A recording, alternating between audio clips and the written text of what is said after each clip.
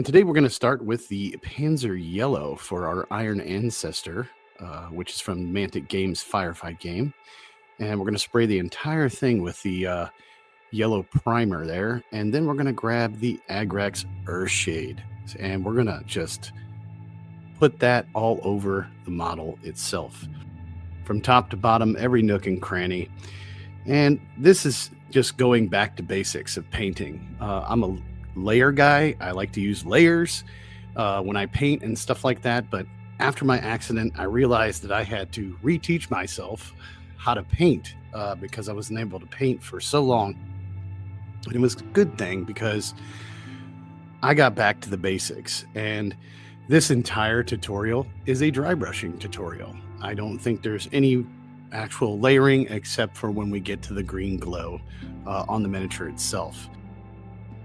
What the look we're going for here is distressed metal or worn metal with the worn off paint and the worn armor as if he's even in battle. And we have some black parts on there too as well for the steel, like it's painted black or it's blackened steel or blackened metal. But we take our old Agrax Earthshade and we cover the whole entire model except for a few of the parts that I'm painting in smoke black. And we'll be using AK paints throughout the rest of this, with the exception of the Vallejo white. So as soon as I finish this here, I let it dry for a good 45 minutes. But in the meantime, I take the Stynylrez black primer that I own, and I'll put it on the paint palette and paint the base black.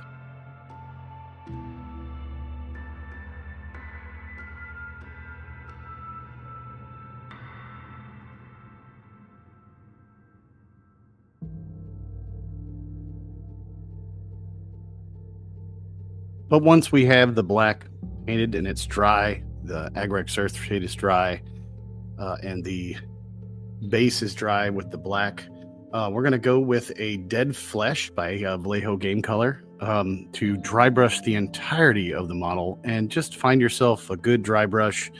I use a flat brush. You can use a makeup brush. But this is more of an overbrushing, really. I don't wipe off too much. And I use a piece of cardboard to soak up a little bit more of the paint than a paper towel does in my mind. And I will go over everything that I painted with the Agrax Earthshade.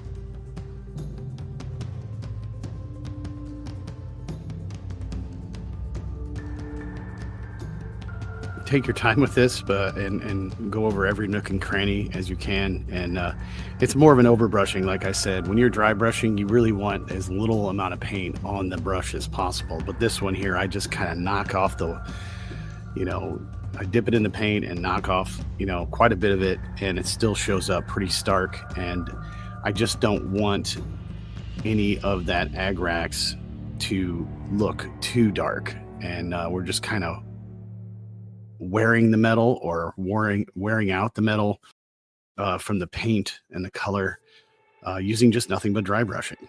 And this entire tutorial is dry brushing.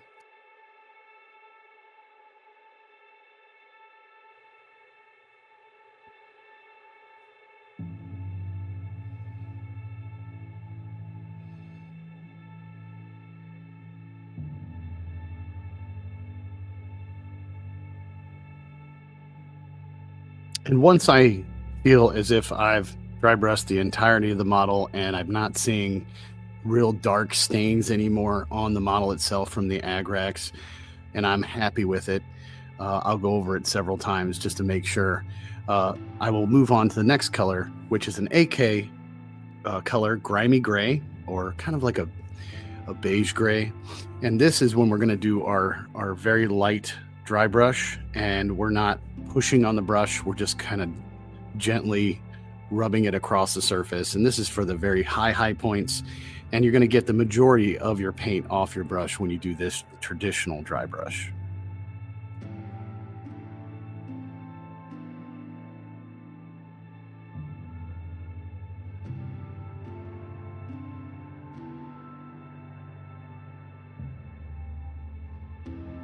And again, go over the entire model, every nook and cranny. Try to kind of stay away from the parts underneath just go over the parts that from straight up and down, if you're looking directly over the miniature, and do downward strokes with your paintbrush, and you should get the desired effect that you're looking for, and keeping the low lights underneath and the highlights up above.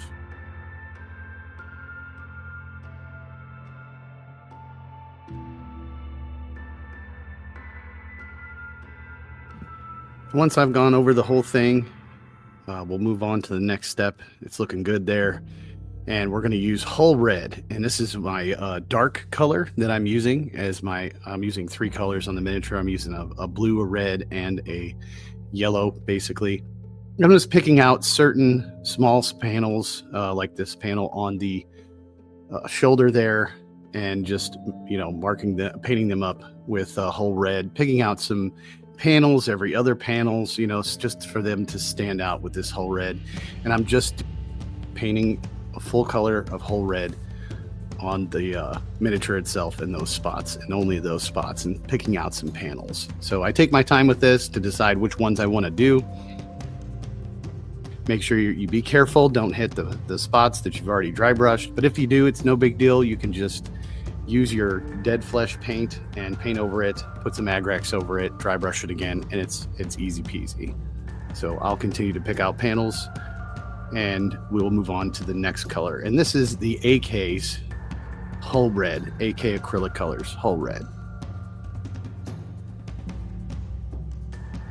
I really am impressed with the AK colors. I've actually switched completely over from Vallejo to nothing but AK. If you're interested, I get my AK paints on eBay from a company called Green Tide Gaming, and it's so you get 6 paints, and you can pick out the reds, the yellows, the grays, and things like that.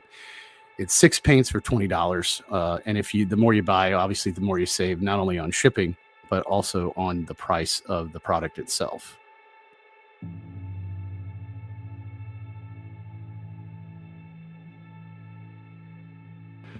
And we're carrying on, picking out more panels, more red panels. I think I decided to do one more panel and to paint the head itself. I wasn't going to paint the head of the Iron Ancestor, but I figured I could give him this blue beard later, which you guys will see later in this video. So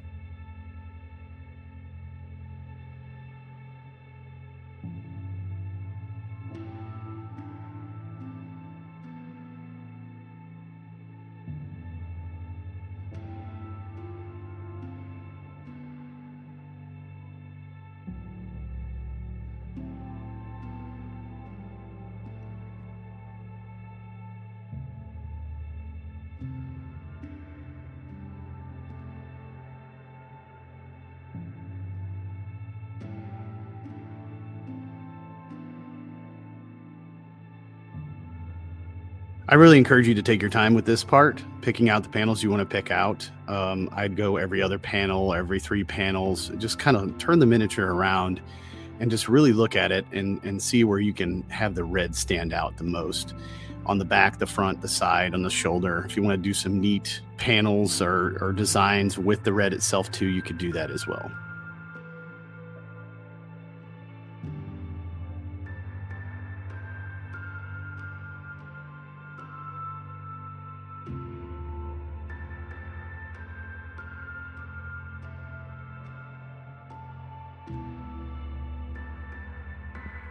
And this part of the process obviously takes some time. So the next color we're going to use is another AK color. It is going to be gray blue. And again, just like with our Hull Red, we're going to pick out some panels. I like to pick out a panel on the shoe or on the foot, one on the back, one just below the head, like his beard. I'm going to pick that out on this one too. But we're going to go through the same process we went through with the Hull Red. We're just going to do a base paint of the 2 colors, picking out panels. Take your time with this too, picking out the panels and where you want them, where you want the blue at. And I would kind of, skip a few panels from the red and do a blue, skip a few panels and do a blue, skip a few panels, do a blue. And as you can see here, I'm doing kind of the beard metal of the model, and it really just makes it stand out.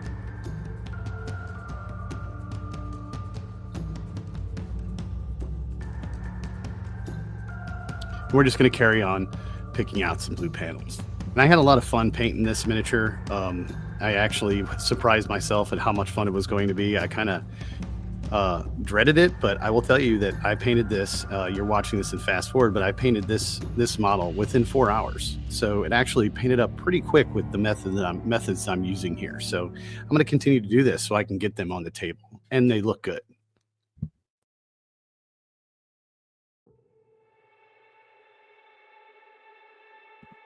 And like I've said before, you'll pick some panels out on the back, which I'm doing right here. And I picked out a few in the front, his beard, his shoe. And then I figured I'd do the hammer itself too in the blue right on the top. I thought that would give it a good accent to the red on his shoulder, on his right shoulder there. I thought that worked out pretty good.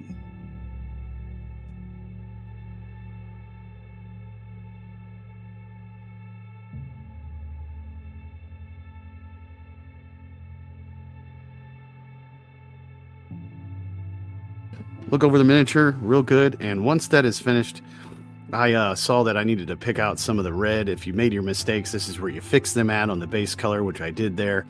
And now we're going to paint the black parts, the parts that all need to be black. But I use this AK smoke black, AK smoke black.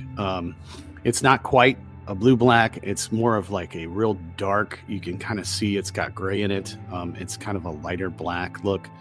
And it's good for painting armor paints or armor or metal parts to kind of break up and really frame in the miniature where you want it to be.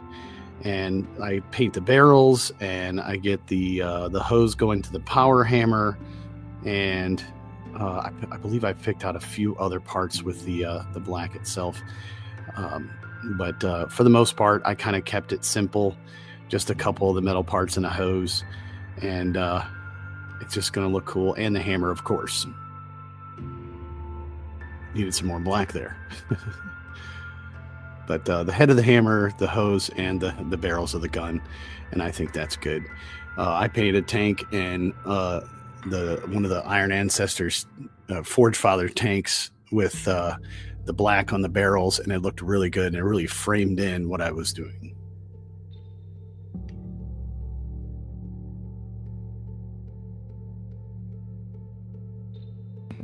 And we're doing all the base colors right now, which is kind of where you want to pick it out, and it's starting to form the picture here. So after all the base colors are finished, we're going to take our Agrax again and go over all the base colors we did with the whole red and the blue. I will tell you, it's going to look funny, and you're going to be like, that doesn't look good. But what we're doing here is we're weathering the paint. We're weathering the paint job, I should say. We're going to bring that color back up, but we're going to be weathering our paint prior to our finished product. So the beard and all the panels in blue and in red are going to be defined with your Agrax Earthshade with the shading, and then we're going to bring all those colors back to their original color, and then we're going to use a brighter color on top of that with our dry brushing, and you'll see as it comes out, you won't have to do any weathering on armor. It actually will look weathered because like the paint's fading from the sun and war and dirt and grime and things like that. So if you look at it and you go, wow, that doesn't look good on the blue, it's okay. We're going to fix that, and we're going to bring it back up. And it's kind of dry brush layering, really, is what I call it, but it could be called something else. But we're going to continue to apply all of our Agrax to all the base colors except for the black here.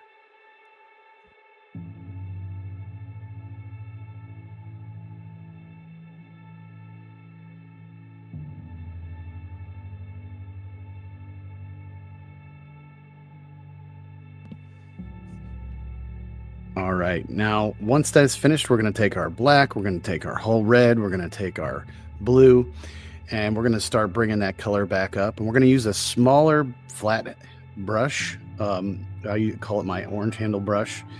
And we're going to just overbrush on the red. You don't want to press real hard on the brush, but you still want a little paint left on your brush because it brings that red color back up, but it also keeps all of those dark areas that you use the Agrax Earthshade in You could do a pin wash if you wanted to, but it takes a lot longer than this method here, where you could pin wash with the Agrax. This is the way I do it because it's a lot faster and you're not having to go through each panel and each crack and nook and cranny. This way, we're just bringing the color back up on the main panels with the base color itself. Right here, I'm doing the whole red and I'm bringing the color back up after the Agrax is dried on it, along with the gray blue that I use from AK. I'm doing the same thing. I'm not taking off a ton of paint off my brush. I'm taking enough just to bring that color back up and leave some of that Agrax Earthshade behind and kind of faded. And it looks like the paint is starting to fade from being battle worn. And we're going to continue to do that with the blue.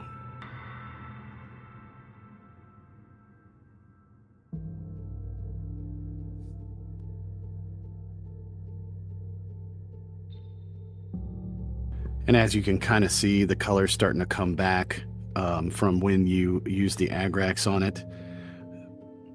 And I do my Agrax a little heavier than you probably should, but it really gives it the desired battle-worn effect when you do that. And here we are on the side panel. This is a little red with the blue. I had to fiddle with it just a little bit with another brush to bring the color back up and try not to hit the red on his side there. And it worked out.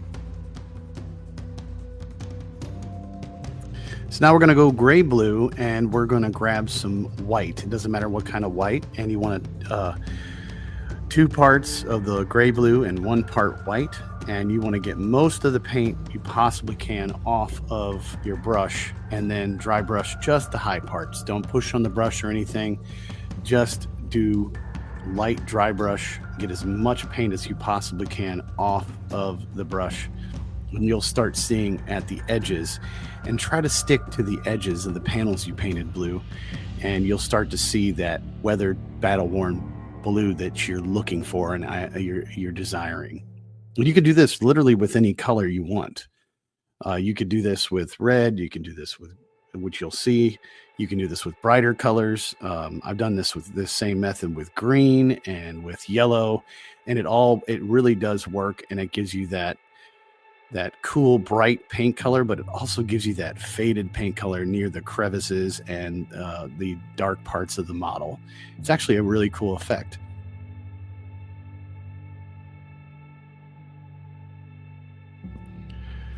Now we're going to do the same thing with the whole red color. 2 parts red, 1 part white. We might add a little bit more white if it's not stark enough. But we're going to get the majority of that paint off our brush and do the same exact thing with the red. And you'll start to see the same thing with that, like a faded paint. Like the paint has peeled off in spots and it's battle worn and the sun has hit it and the weather's hit it and things like that, rain. And if you do downward strokes with your dry brush really lightly, it'll catch the light from above and it'll give a really cool effect. When I was going to paint this, I was going to do some layering and then do some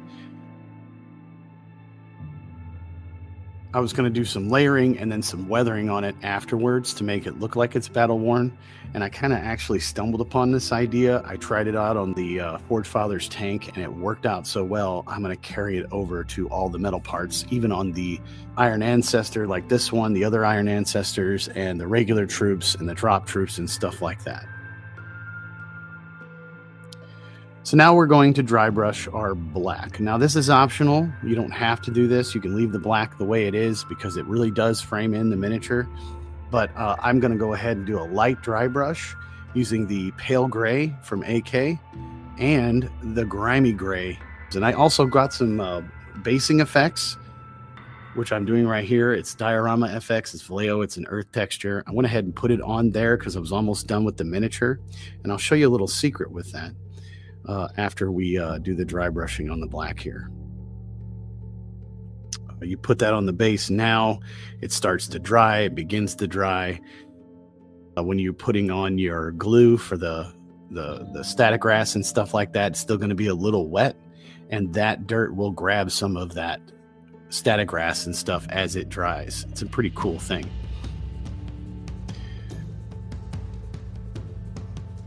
So like I said, we're going to dry brush our blacks and do this very lightly. It's really going to stand out. Just a little bit on your brush really makes it stand out.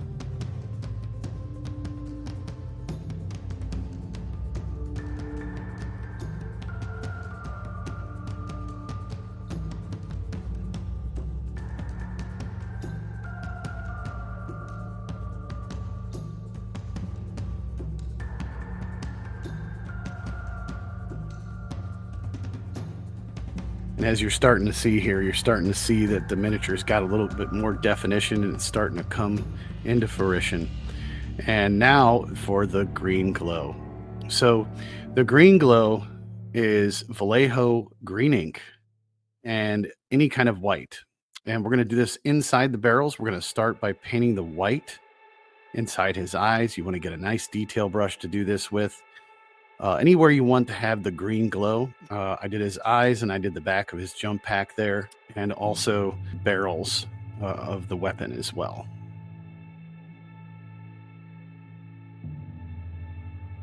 Once that's done, you just put some ink in the palette using the same brush, and you just cake that green paint over the white.